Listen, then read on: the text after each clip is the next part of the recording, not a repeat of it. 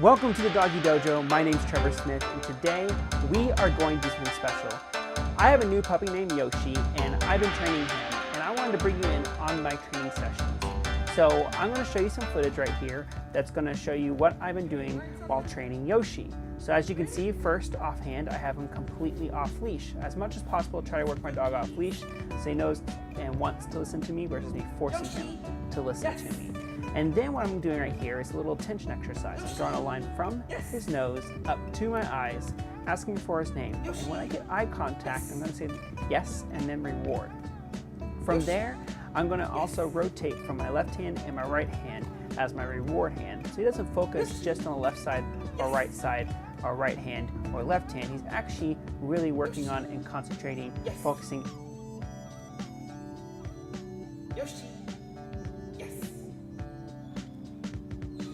As he gets better at that, what I'm going to actually start to do is start to put my hands out to my side and then say yes and reward and give him a treat for focusing on my eyes and not my hands. Before, the hands were focusing him on my face, where my hands are now becoming distractions. And I want him to focus on me. So I always bring back my hands back to my face before a reward to help him focus on me instead of my hands, which are actually the distractions.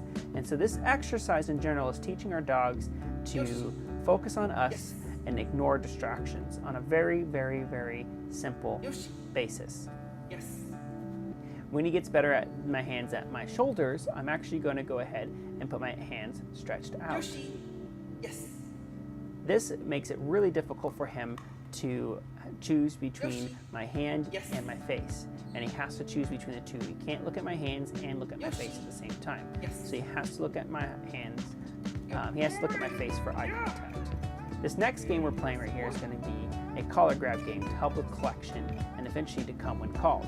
My dog is off leash and he comes with me. I don't want him just to come and then keep on going. I want him to come and stay with me and let me grab his collar, and then if I need to, put a leash on him. So what I do here is I'm really making it very easy for him to see my hands reaching for him, and when he lets me touch his collar, I'm saying yes and then giving him a treat. This game is really helpful with come when called, and also helps if he ever were to get loose and someone need to reach for him and grab his collar, that he allows this behavior. The next game we have here is called Hand Touch, and it's also another collection game. It's going to help him focus his nose on touching my hand, and when he touches my hand, he's going to get a treat. This actually really is a really great game, not only to get them to collect, but if you're off-leash walking and you want them to collect at your side, you can get him to touch your hand at your side. If you have a dog that likes to sniff the ground a lot and you're trying to get their nose off the ground, doing this game will actually teach them to get their nose off the ground and focused on you.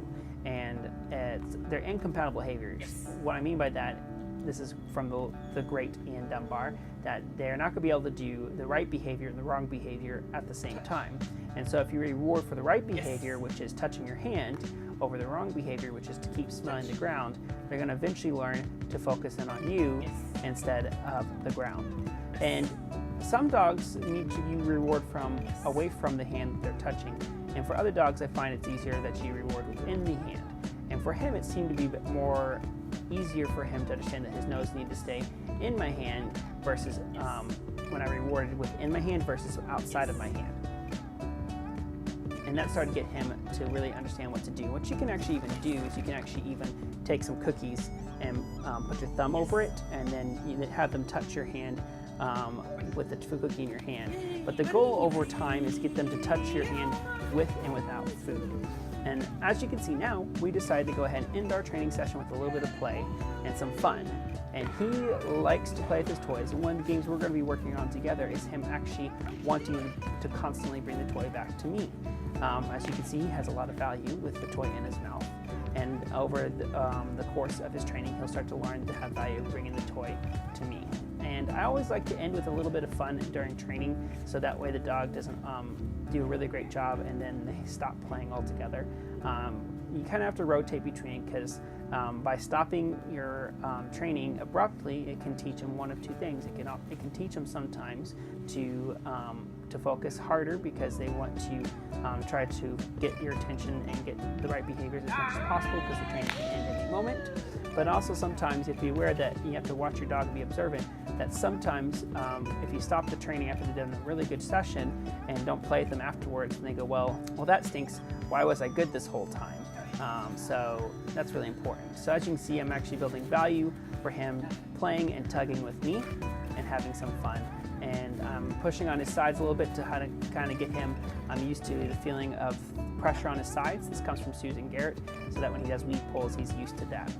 So I hope you enjoyed today's little tidbit, little training session that we did together. If you have any questions, feel free to leave a comment down below. Discover the path to life with your dog today by subscribing.